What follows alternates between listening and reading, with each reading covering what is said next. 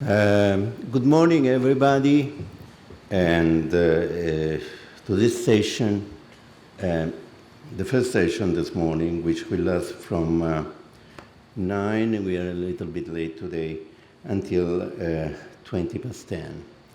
And the session will be in English. Unfortunately, two speakers, Christos Aliprantis and Aphrodite Athanasopoulou, excuse themselves and can't be here today. So the session will limit itself to the first two contributions. The first is by Anastasia Tsakanaki, which is on my right, and the second by Marina Bandiu, which is on my left. So we'll start, if you're ready, with Anastasia Tsakanaki contribution, whose title is Italian-Speaking Officers of the First Greek Regular Corps, the Case of the Ionian Spiridion Saunier. Tsakanaki has been studying and working at the international and European, at the Kapodistrian University of Athens. And a main field of study has been for 12 years, and it's still European, international and European Philhellenism. So she is an expert in this field, and please do start. Thank you. Thank you. Signore e signori, buongiorno. Prima di tutto vorrei ringraziarvi cordialmente per l'invito e per l'occasione di condividere con voi I risultati della mia ricerca. And now allow me to continue in English, please. Thank you.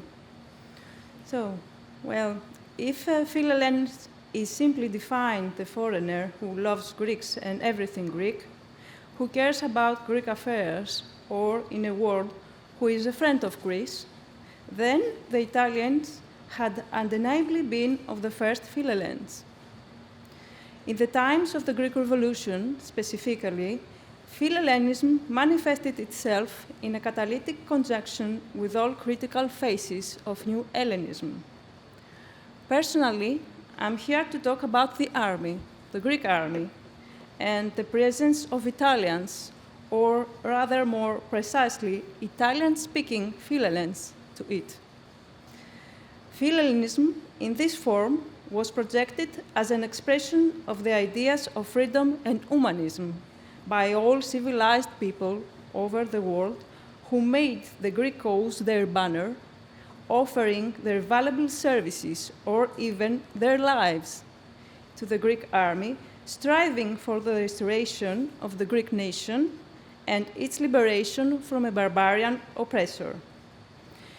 It is essential to stress from the very outset that the arrival of most Italian Philhellenes in Greece took place during the first two phases of the revolution, that is, from 1821 to 1823, when the movement was inspired by the sincere and disinterested ideology of romantic fighters, and long before it began to lose its purity as a result of the involvement of European cabinets into the Greek issue.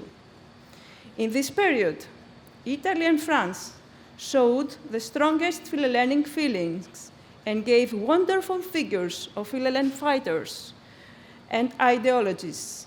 Many came motivated by the romantic sensitivity of the time, aspiring to break the narrow boundaries of their country, longing for redemption, freedom, or even a glorious death on the battlefield.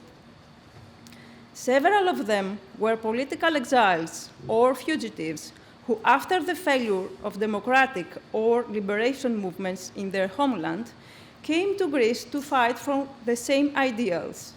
Such were the Italians, who perceived the Greek affair as a matter of all democratic and enslaved persons and peoples.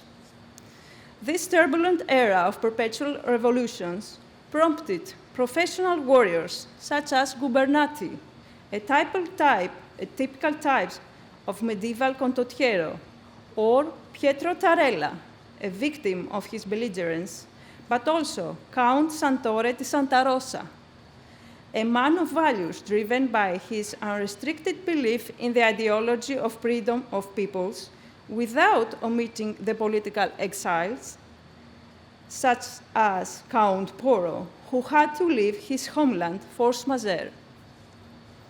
It was at this time that the ties of brotherhood between the Italian and the Greek people and the solidarity between these two homelands, which were claiming their existence as national states, were born. And this relationship lasted for more than a century, as Italian Garibaldini supported the Greek irredentist wars of Megali Idea. But it is a fact that the first Italian Philhellenes were mostly Carbonari and Freemasons, to whom the Greek army offered a new opportunity for distinction in the struggle for the eternal ideal of freedom. Henri Fornesi, a Philhellene warrior himself, in his list of Philhellene fighters, who I recently had the honor of transcribing and translating from French into Greek, includes biographical information for a total of 88 Italian-speaking Philhellenes. But the truth is there were many more. Karsimatis Manolo speaks of a total of 137 persons. Fornesi, in the list of dead Philhellenes, includes 57 persons, Italian persons, 8 Corsicans, 27 from Sardinia, 5 from Venice, Pavia, Trieste, and Milan, 1 from the areas which he attributes to Austria, 1 from the Grand Duchy of Parma, 1 from the Grand Duchy of Tuscany, 1 from the Duchy of Modena, 5 from the Kingdom of the Two Sicilies, 2 from Lombardy, 3 from the Papal States, and 3 from the rest of Italy. Among those who fought and then left Greece, he includes 25 persons, 4 from the Kingdom of the Two Sicilies, 11 from Sardinia, 1 from the Grand Duchy of Tuscany, 1 from the Grand Duchy of Piacenza, 1 from the Papal States, 5 from the part of Italy he attributes to Austria, and 1 from the rest of Italy. Finally, in those who were still in Greece in 1860, he includes only 6. 2 from Sardinia, 1 from the Kingdom of the Two Sicilies, 2 from Corsica, and 1 from the Papal States. Their role in the Greek army has been analyzed in literature and described many times. For this reason, I will not spend more time going into details on everyone's action. Astonishing information to note here is that according to a census invoked by Eskiadas in the Parnassos Philological magazine, in 1879, in the Greek kingdom, lived 6,604 foreigners, of whom 3,104 were Italians. And at this point, I'm afraid that someone will be found to ask me why I have included Corsicans as Italian-speaking Philhellenes, given that Corsica has been part of France since 1768, a question which was posed to me by a descendant of the Corsican Philhellene, Pasquale Giacomucci. The answer is clearly the same, because the Corsicans spoke Italian and therefore had, in my personal view at least, an Italian national consciousness. That's why I'm talking about Italian-speaking Philhellenes and not strictly Italians. The truth is, of course, that Italian and French Philhellenes were often confused at the time. An example is Joseph Balestre, or Balestra, for whom my earlier research showed that he was born to a Greek mother and a French father who reside in Marseille, but had ties to Corsica, as well as Andrea Dagna from Genoa, commander of the battalion of Philhellenes in 1822, who drafted his documents in both Italian and French, and respectively, the French colonel Charles Favier, head of the Greek Regular Corps, signed monthly payrolls of officers drawn up in Italian in 1827. At the dawn of his life, the first Greek Regular Corps, whether it was the 1st Infantry Regiment or the Battalion of Philhellenes, these two corps composed the Greek army, the first Greek army, was undoubtedly of a strong Italian character. This is illustrated by documents of Italian or Italian-speaking Philhellenes we find in the archives. An example of great value is a list of Philhellenes who were in the Greek camp in May 1822. But of course, there are many more. And I give examples. Stati nominativi di ufficiali in 1822. Stati di pagamento in 1823. Similar documents with Favier's signature as stated in 1827. Perhaps, however, the most striking example of Italian influence in the Greek army in the early stages of its action are the documents of the Greek administration itself drafted in the Italian language. Yes, well heard.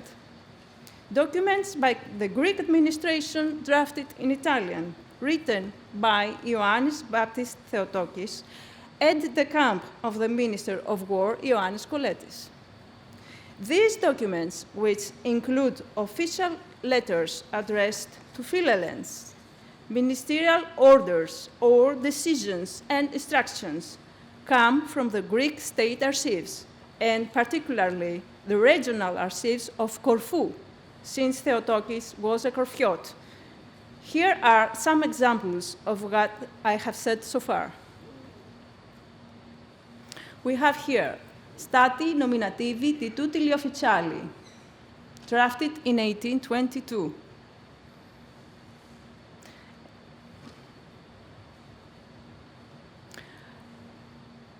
This is a letter of the Minister of War, il Ministro della Guerra, maggio 1822.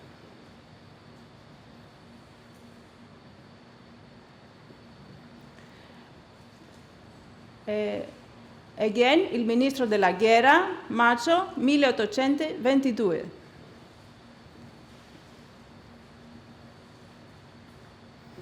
Scoto di paga del primo reggimento greco, dall'anno 1822-1823 in Tripolità, Grecia. Primo reggimento greco.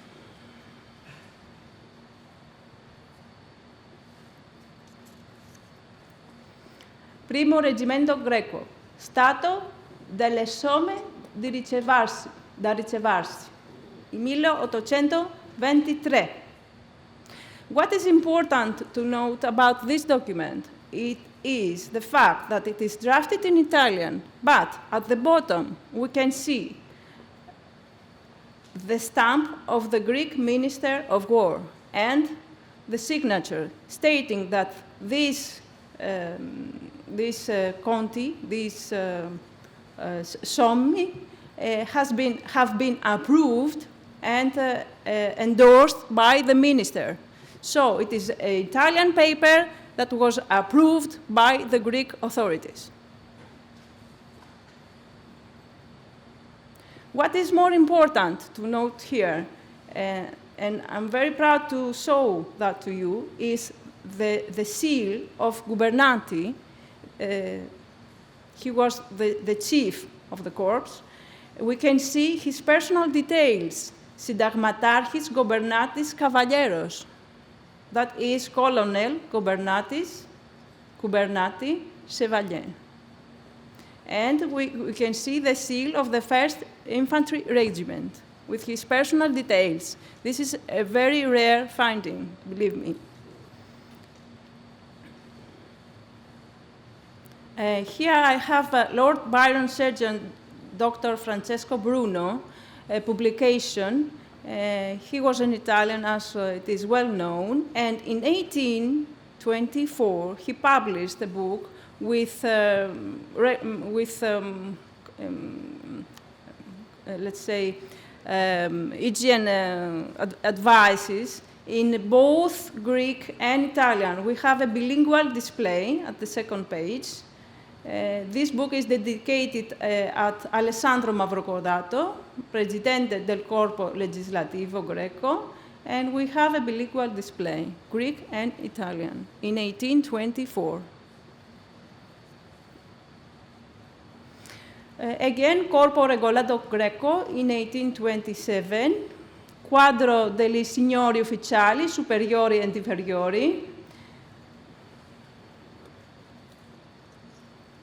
And it is the same document. It is signed by the French Colonel Charles Favier in Tacticupoli le 5 agosto 1827. Il comandante delle truppe regolate, Colonel Baron Favier. And this document comes from the Spiridion Saunier collection. And that brings me to the second part of my presentation.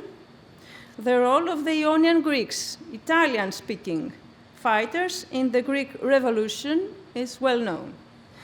It is not coincidence that the Ionian Corps was the first independent body to act as an auxiliary to the irregular troops immediately after the outbreak of the revolution in 1821. Its participation and action under the leadership of important Ionians such as Constantine and Andreas Metaxas, Gerasimos Phokas, Evangelos Panas, etc., in the Battle of Lalas in May 1821 was exemplary and heroic. For their actions, the fighters were punished after the English administration of the Ionian Islands, with arrest, imprisonment, confiscation of their property. One of the fighters of the Ionian Corps in Lala was Spiridion Saunier, whose life and work I present in my doctoral thesis.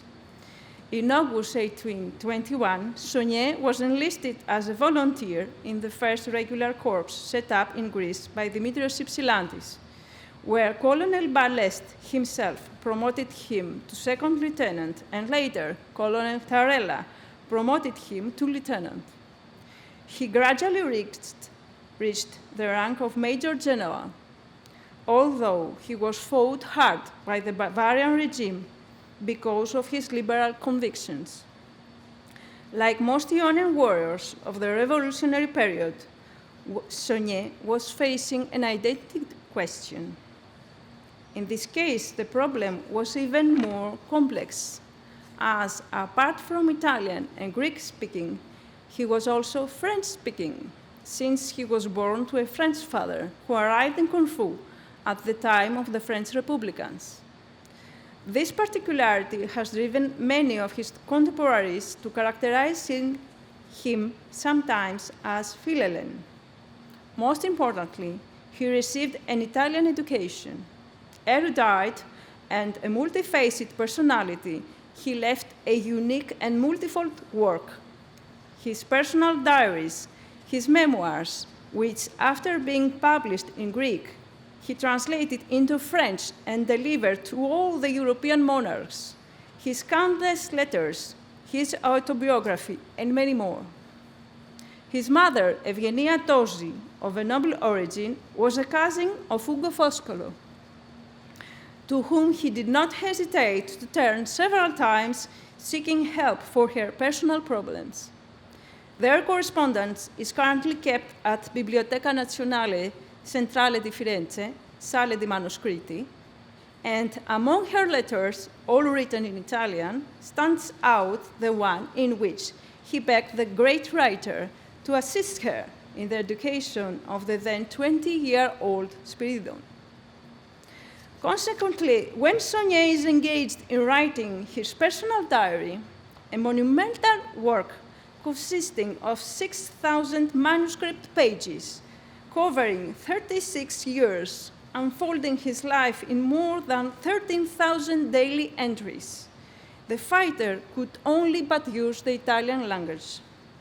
His diaries, a priceless treasure, offer unpublished details of the military, political, social, and urban life of the Greek state during the Capodistrian and Ottonian period.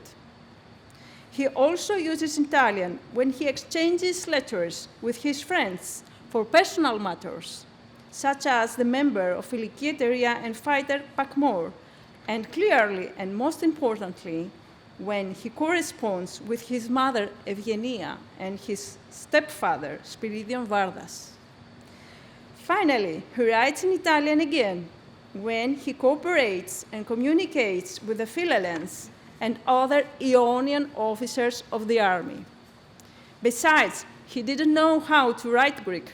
He only knew how to speak Greek and learned to write it at a quite old age. And here are some pictures. This is a letter of Evgenia Sonier to his cousin Ugo Foscolo, the one I have spoken about, in 1820.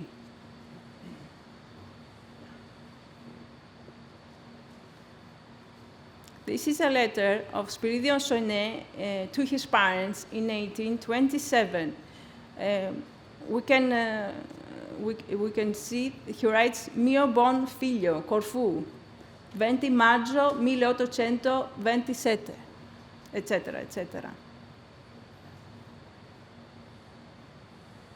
Again, a reply of Spiridion Sonier to his parents in 1827. This letter is written in Taktikoupoli, that is the headquarters of the Greek army in 1827. Mio caro padregno e madre, leggete piano, etc., etc. A letter of Spiridion Sonier to his of Spiridion Sonier's stepfather, Spiridion Vardas, in 1828. Mio amato figliastro, dal forte di Navarino, 26 ottobre 1828. A letter of the Ionian Pakmor, the friend of Sonier, to Sonier in 1830. The Ionians still used the Italian language among them. Letters of the Philhellenes Poro, Count Poro, and Vitali to Sonier in 1827.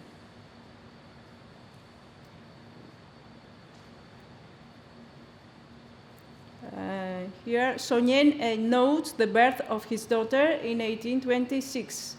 Nascita nacque in Taktikoupoli il 2 ottobre 1826 una bambina del comandante Sonier. This is a page from Sonier's diary in Italian, written in Italian. This is a part of Sonier's diary to see his writing in Italian. Here he notes the birth of his son. Giovedì, pel tempo, partorì un figlio, Macchio piccolo Sonier.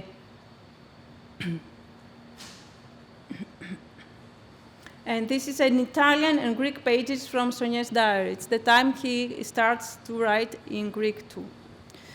This information is very important to the moment it provides proof of the strong Italian identity of the Ionian militants, or at least of the strong Italian influence on their identity.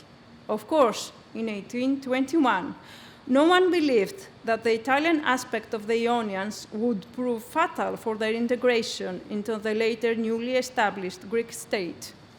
Sonier, unlike his uncle Ugo Foscolo, who consciously opted for an Italian identity, thus tying himself forever to the chariot of the Italian literary pantheon, rejected his Ionian identity in an agonized effort to prove that he was a genuine Greek. In vain, however, because the Ionians were fought for their idiom, even by the great Corais, and for their customs, even by the picturesque Greek fighter Makrigiannis, but mainly for their linguistic duality, which forced many of them to renounce their Ionian past. In the context of the generalized dispute over the identification of the most authentic Greek, the Ionians were challenged at every level, both by the indigenous and the heterochthones, who questioned, each for their own reasons, the Greek character of the Ionian islands. As Konstantina Zanu commented, both the fact they spoke another language and their double and contradictory cultural identity could not fit into the norm of continuity and consistency dictated by the Greek national narrative. Those who succeeded did it after having been Hellenized. Others remained hybrid figures living between two homelands, languages, and cultures, experiencing the disorientation caused to their conscience by the process of shaping the Greek national identity. I finished. Even worse, the questioning of the Greek character of the Ionian Islands came many times through the Ionian Islands themselves, where the British commissioners and officials seem not to have decided whether the Ionians were Europeans, Orientals, Italians, or Greeks. On the other hand, the Ionians attributed the dislike of the indigenous Greeks to jealousy because of the Ionian cultural superiority. Sonier himself began to write his diaries in an anachronistic Greek language only in 1836. That is, long after the official formation of the Greek state. Even more tragically, the discrimination against the Ionians that were finally identified as heterochthones filled him with sorrow. Sonier's diaries are overflowing with anger for this injustice, and when finally the coveted union with Greece was decided, the terms of the union, demolishing the fortresses of Corfu and closing the printing house and the university, aggravated his disappointment and illness, driving him to an early grave. Before that, however, feeling that his bitterness was essentially the result of the Greeks' ingratitude for the contribution of the Ionians to the liberation of their country, he had deliberately chosen to remain what he really was, that is, an authentic Ionian and nothing else. And this is my bibliography. Thank you very much. Grazie.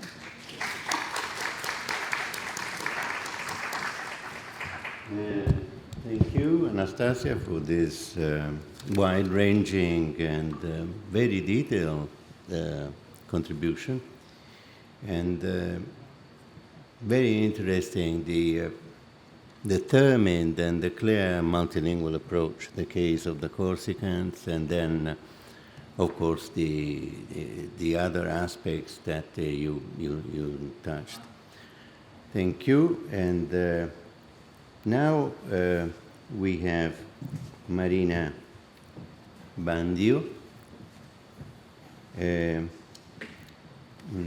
She has been studying at the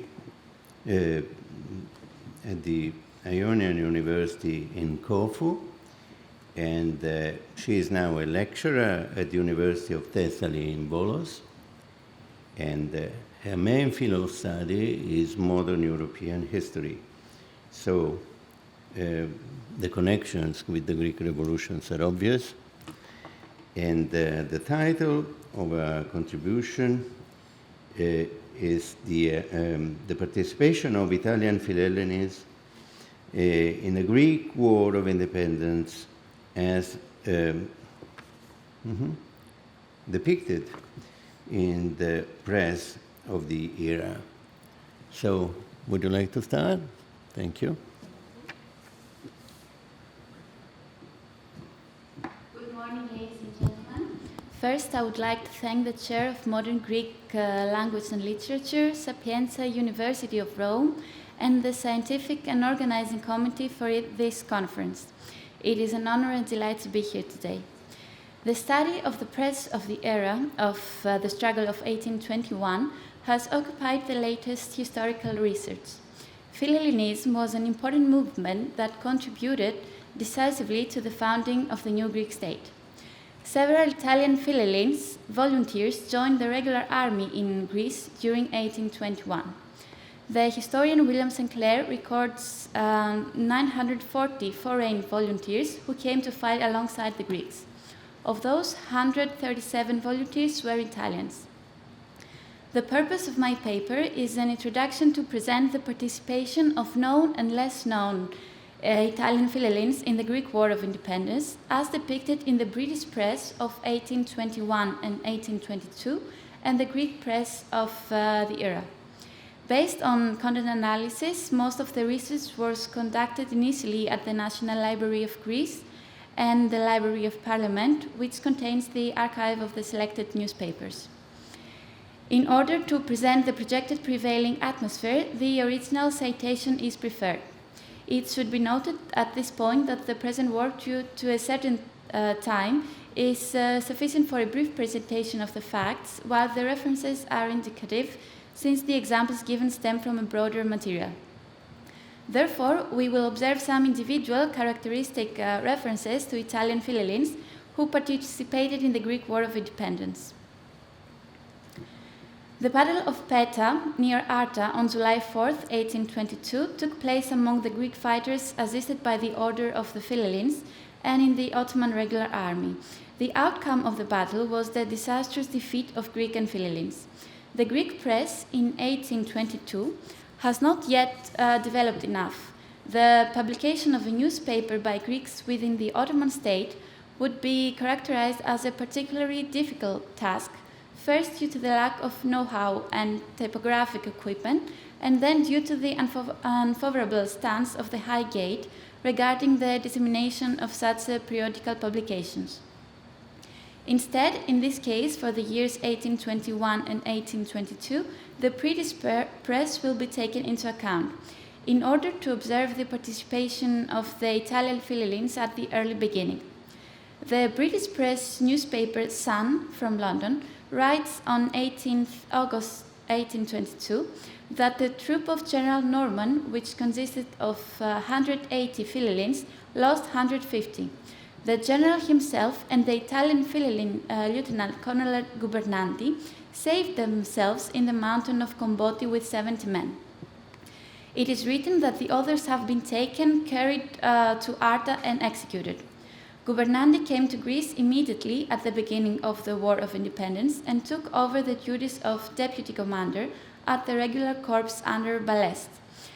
He took part in the siege of Tripoli and in the unsuccessful attempt of Palamidi, where he was seriously wounded. He was rescued during the Battle of Petta, as described in the newspaper. Another Italian who survived was Forti from Lombardy. He was rescued and took refuge in Messaloniki, where he died of an illness at the end of May 1824. Michele Gramsci from Naples is also mentioned. He has joined the regular corps under Balest as well to assist in the Greek Revolution. He had arrived in Kalamata in May 1821, together with 9 other Italians.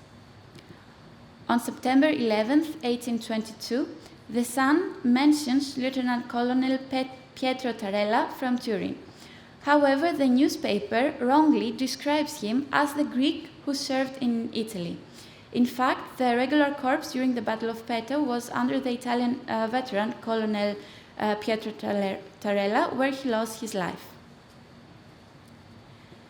The Greek newspapers was closely associated with the Philhellenic movement, as printing presses were donated by various Philhellenes. Some were even newspaper editors, for example, the Italian Giuseppe Chiappe, editor of Greek newspaper Philos tou Nomou, translated as Friend of the Law. This was the longest-running newspaper during the Greek War of Independence. In a letter sent to Koundouriotis on January 28, 1824, Chiappe stated, "I am counted among the good patriots. I want to treat myself, the only casual means, the Spitz, through the publication of a periodical newspaper." By Decree 972 of April 14, 1824, it became an official journalistic organ of the administration and changed its title to the Friend of the Law, Vicar of the Administration in the island of Hydra. It stopped its circulation on May 27th, 1827. It remained as an administrative organ until October 1825, when the publication of the Γενική Εφημερής της Ελλάδος, translated as the General Gazette of Greece, began in Nafplio, which was published from October 7th, 1827 to March 23, 1832. Then Capet published also the French language newspaper La Beille Grecque, meaning the Greek bee, which circulated in Greece and abroad until 1829. The contribution to the struggle of the foreign language newspapers from the Italian Philhellene Count Pietro Gamba was remarkable as well. In Messaloniki, he co-published the newspaper Telegrafo Greco from March to December 1824, which was written in 4 languages, English, Italian, French, and German, and was an organ of the Philhellenes and the Democrats. Regarding the Shitis and the exodus of Messaloniki, the General Gazette of Greece and the Ellinika Chronika, translated as the Greek Chronicles, recorded in their pages the events and the important actions of the Italian Philhellenes. In fact, Messaloniki had been used during the last days of May 1822 as a base for the expedition of the regular corps under the Italian Philhellene Pietro Tarella, but also for the Dilochia of the Philhellenes under the command of a battalion. Also, the Italian Andrea Dagna from Genoa is mentioned, who used Messaloniki as a base and likewise lost his life in the Battle of Petta.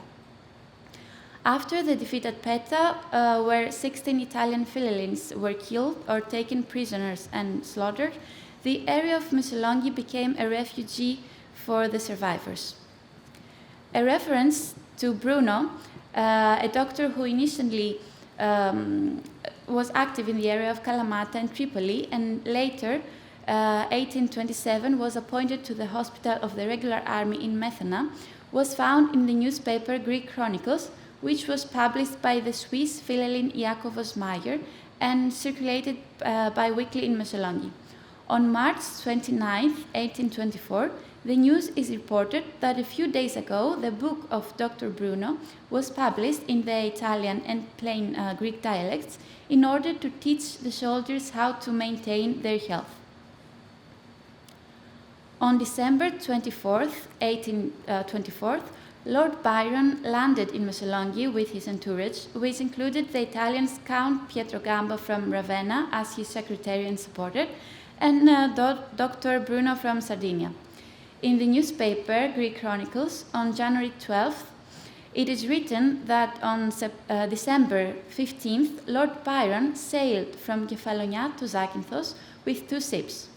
Also on board was the Italian Philhellene Count Gamba, a friend of the Lord, who carries a sufficient amount of money and most of the Lord's things and supply, as it is written. Then they unexpectedly found themselves near an Ottoman frigate.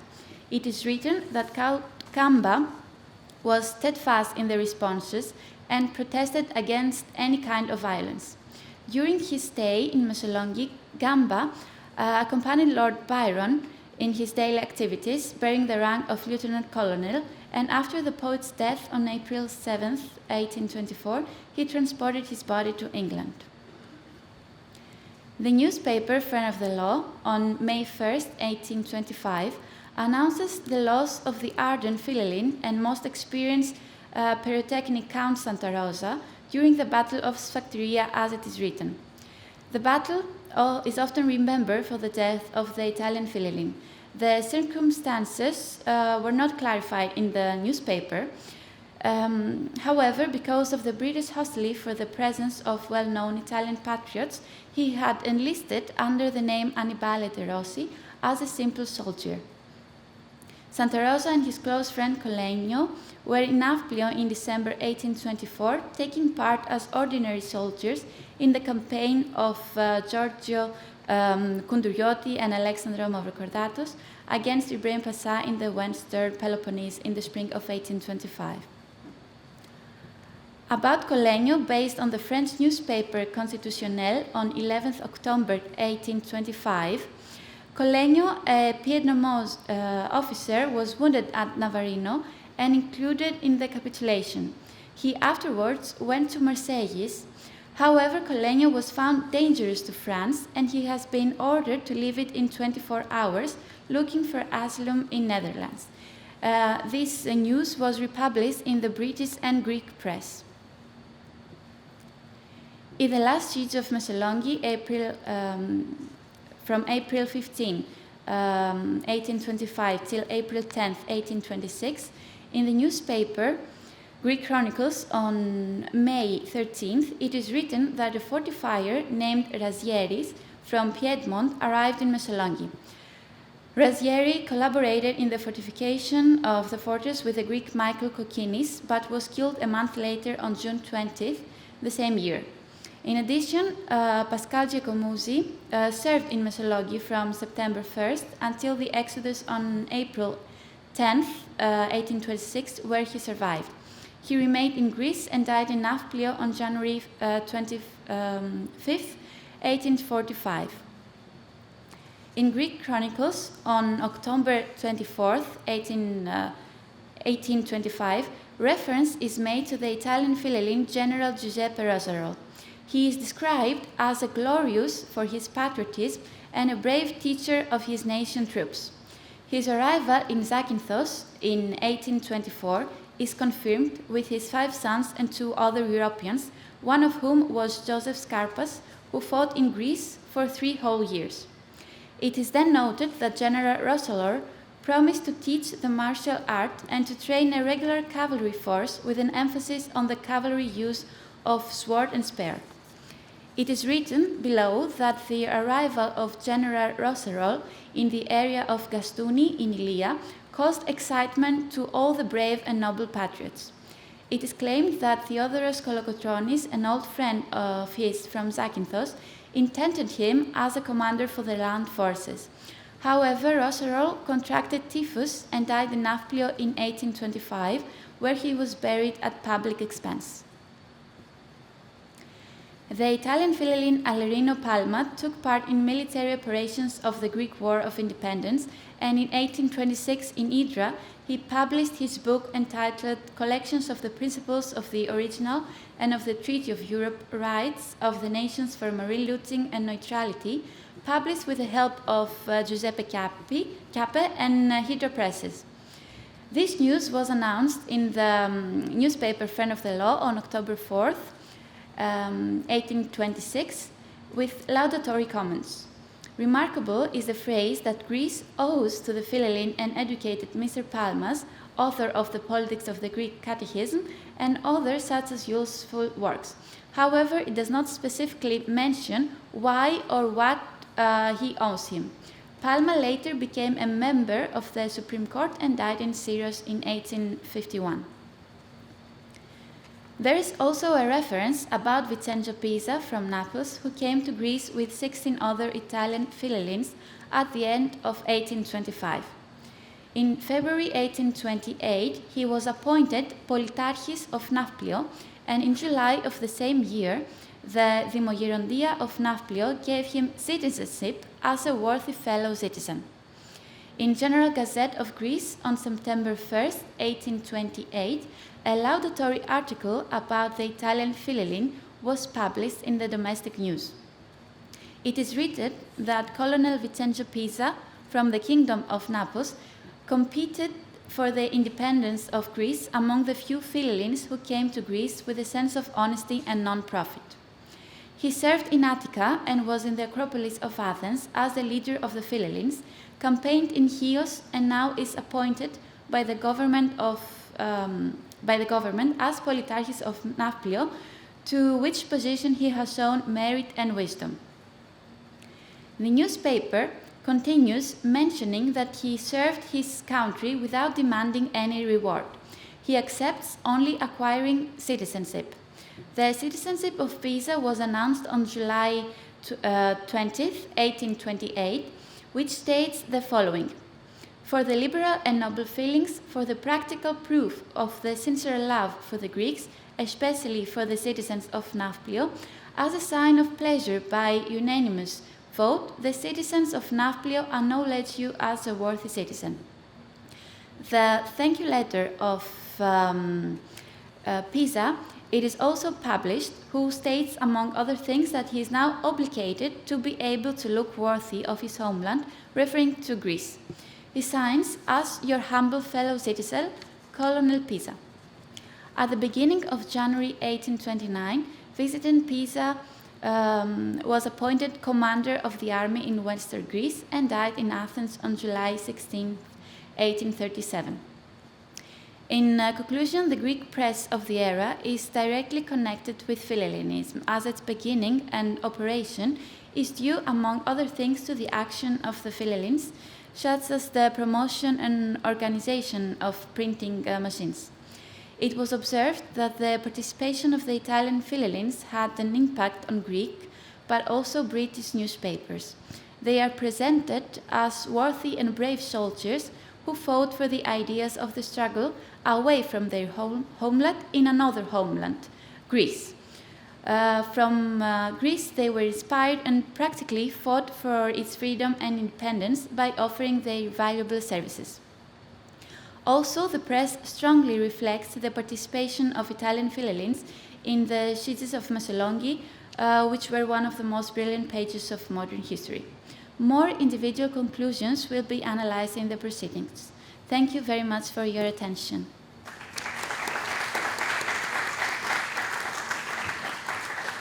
And thank you, Marina, for your contribution, which I do think that very clearly stressed the impressive dimension of the press at that time and the many people engaged in this international enterprise. So there are many aspects that can be discussed, and we have a few minutes. Thanks to for you for the punctuality. And so, are there any questions? Anybody would like to ask a question? You? Oh, please, do you have a microphone to hand on?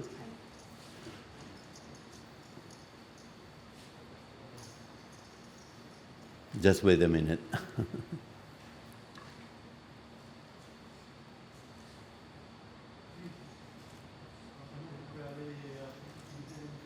Oh yes, you can use this microphone or, oh, well, we got them.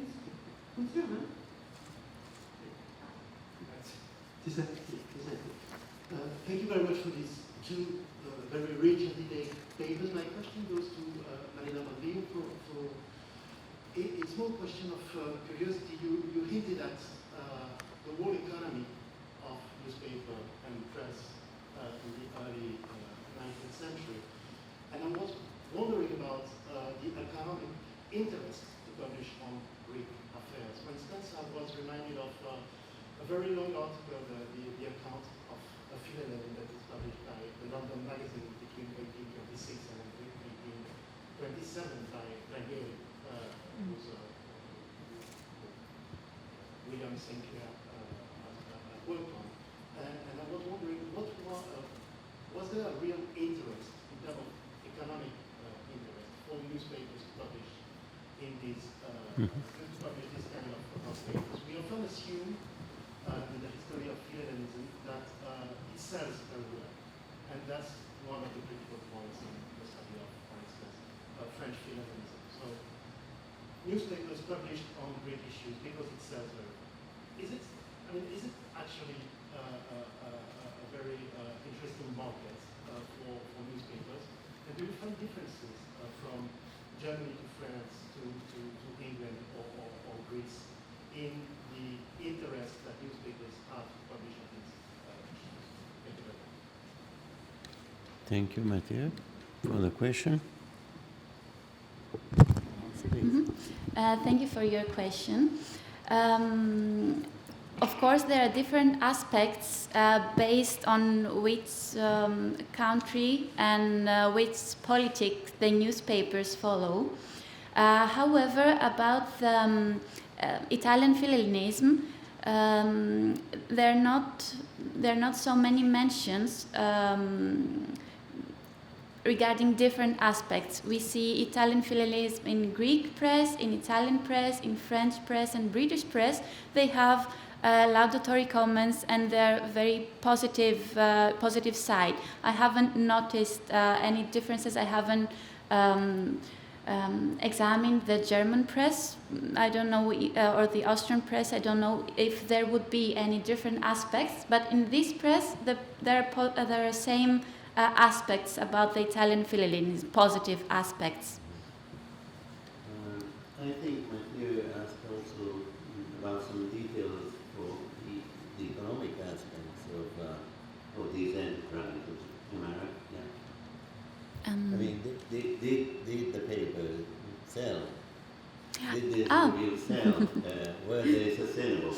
Yes, I understood. Regarding to the Greek newspapers, the most long-running was the Philos of Tunomou, a friend of the law from Hydra, which was mostly bought abroad, from Philhellenes abroad. However, we have also BY, the Greek B, also from Kiape, which was selling abroad, not specifically in Greece. It's very interesting, the aspect of economics about the newspapers of the era. Unfortunately, I have no more information about this. Okay, thank you. Now, Anastasia, I want to participate in the discussion. I'd like to make a comment regarding the French as I have been studying the French Philhellenes for long. Greek struggle was the main subject of the French press for many years. It overwhelmed the thematic, the subjects of the press, and the newspapers were many times, as analysts in France and even in Greece state, exaggerating the facts in order to motivate the Philhellenes around the world to participate and support the struggle. It is well known that the newspapers were publishing for many years leaflets for the Greek struggle en faveur de Grecs. That is, they were collecting money from these leaflets they were publishing, but as also Vakalopoulos states, the press was exaggerating sometimes the facts in order to keep the interest alive and motivate the people all around the world to contribute to the fight. I don't believe, however, that the incentive, the motive was purely financial. My strong belief is that the newspapers, as well as the writers all around Europe, the only thing they were aspiring to was to contribute to the struggle by changing the mentalities in Europe and push the governments, the European governments, to intervene both diplomatically and militarily. And I believe that they have succeeded in it. Thank you very much. Thank you. And Mathieu, are you satisfied with the replies, or you want to follow up on this? I don't want to make some discussion. I was just thinking. So thank you for both your answers. I was just thinking that the French press is a peculiar case also because it reflects tensions, political tensions within France. Speaking about the Greek Revolution is also a way to speak about local affairs and local issues, Yes. and local French politics. I think that's something But if I and I was wondering to what extent we can trace or reconstitute some of the financial. I'm not obsessed with the economic aspects. It's just a question that keeps bugging me because I've been working on newspapers and I was thinking to what extent we can reconstitute financial networks, for instance, behind the circulation of the press. And I was was struck by your answers. You said they saw the blow. And precisely, for instance, we know that the Greek diaspora played a very important role in distributing the press, in receiving in Marseille, for instance, Greek traders received Greek newspapers and then they distributed them in France or to other agents in other countries. And so it's also a history of networks in some sort.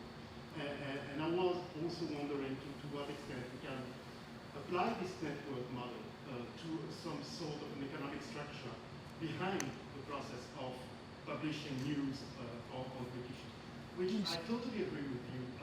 Some of them are completely forged and exaggerated, etc., which is also an interesting point. So if it sells, then we need to produce news, and that's why, for instance, the Augsburg Gazette, for instance, publishes forged or partly forged news or largely exaggerated. So, thank you. May I comment again on your comment? I don't think. Okay, I don't think, hopefully, that the motive was a financial one. It was a romantic belief that Greece should be liberated from barbarian oppressors. So the majority of the French press was supporting the struggle.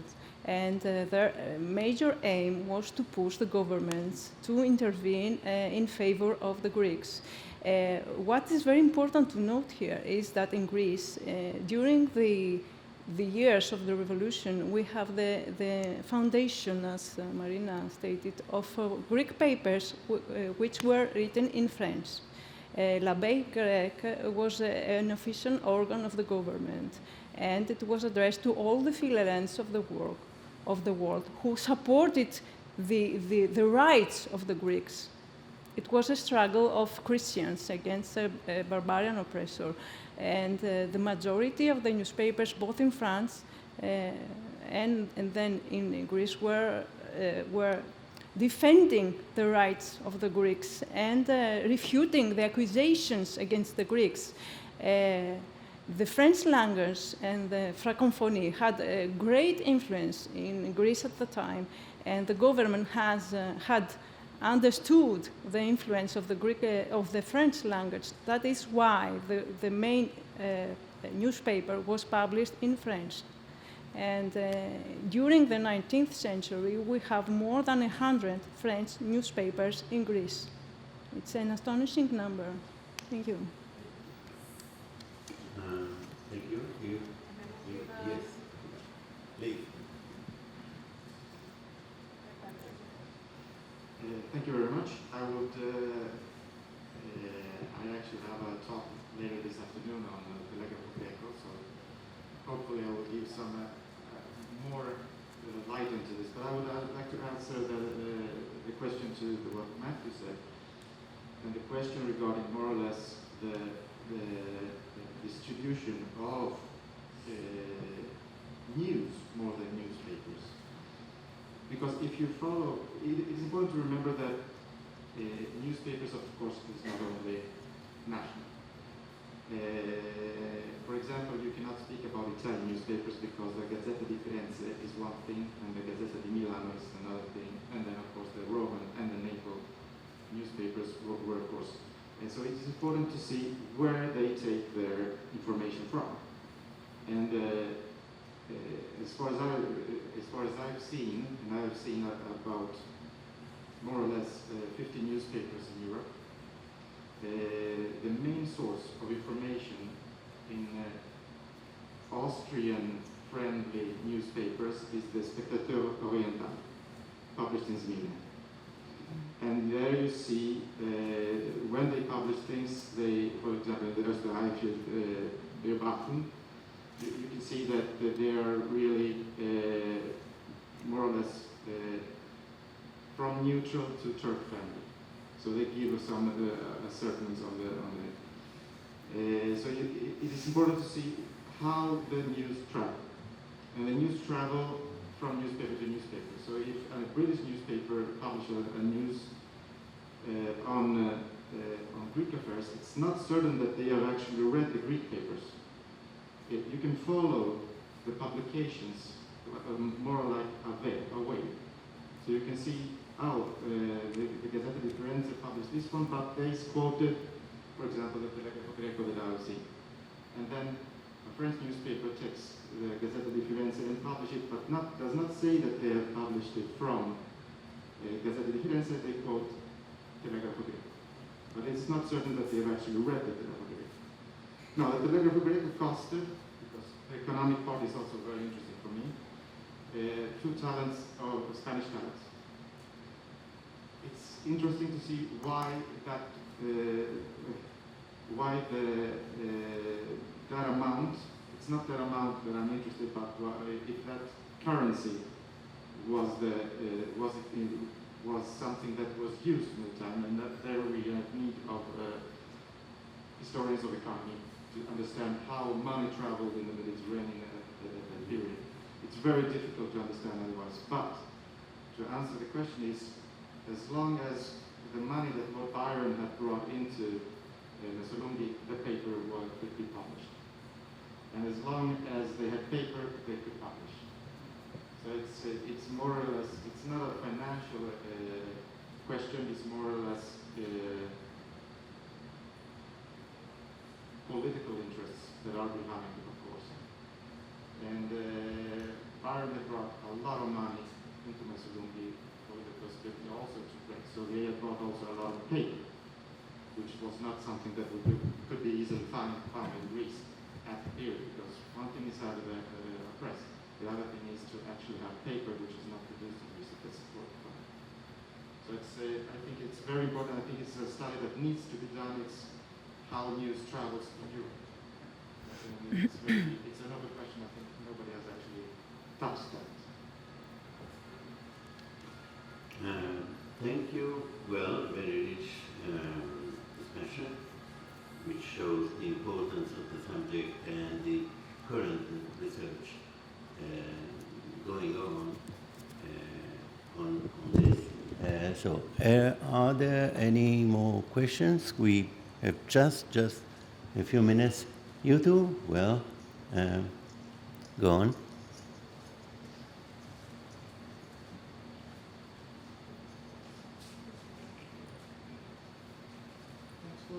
Both of you for this kind of presentation. Could you speak louder, please? Okay.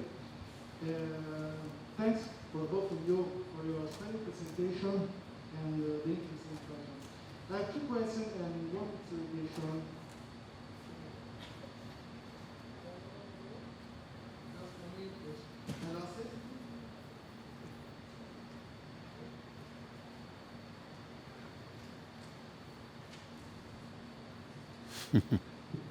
I found the history of Sawar very interesting, but it made me a question.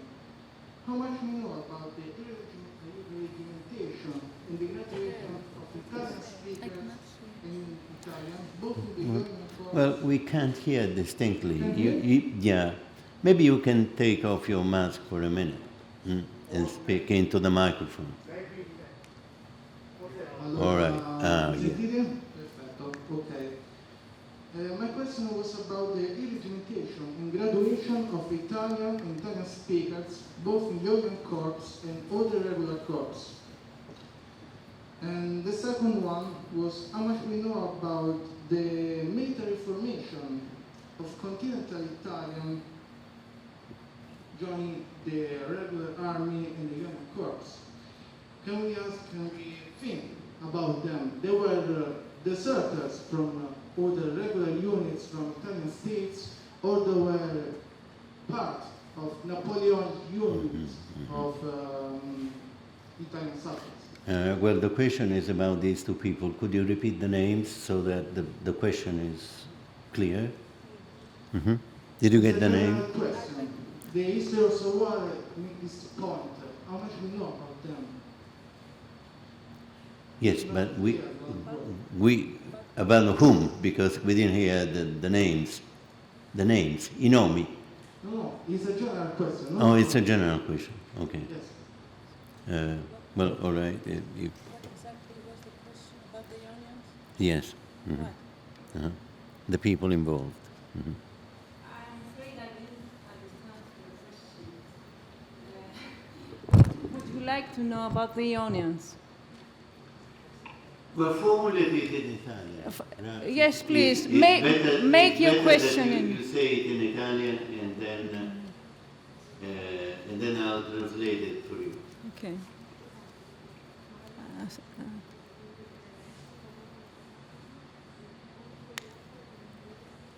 Ok, molte grazie. Scusate magari per il mio pessimo inglese. Intanto. No, è soltanto per insomma stringere. Effettivamente si tratta di una domanda specifica. Quello che volevo chiedere era appunto